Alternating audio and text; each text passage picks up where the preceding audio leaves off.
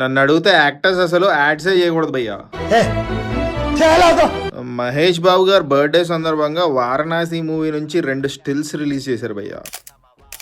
కొంతమంది ఏమో రాజమౌళి గారు ఏమైనా బ్లాస్టింగ్ అప్డేట్ ఇస్తారని ఎక్స్పెక్ట్ చేశారు, కానీ ఈ ఫొటోస్ చూసి డిసప్పాయింట్ అయ్యారు. మరి కొంతమంది ఏమో ఇది యాడ్ ఫిల్మ్ ని తలపిస్తున్నాయని చెప్పి డిసప్పాయింట్ అయ్యారు. This is looking like Mountain Dew ad, Thums Up add.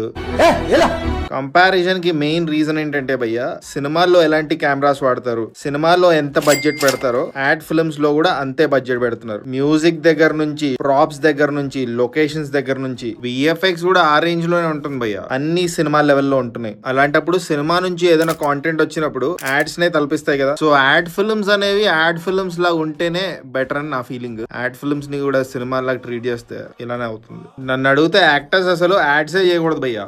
Ads లోనే అంత బాగా కనిపిస్తే, వాళ్ళని అంత బాగా చూపించేస్తే ఎలిమెంట్ ఆఫ్ సర్ప్రైజ్ ఏ ఉంటుంది సినిమాలో చూసిన తర్వాత.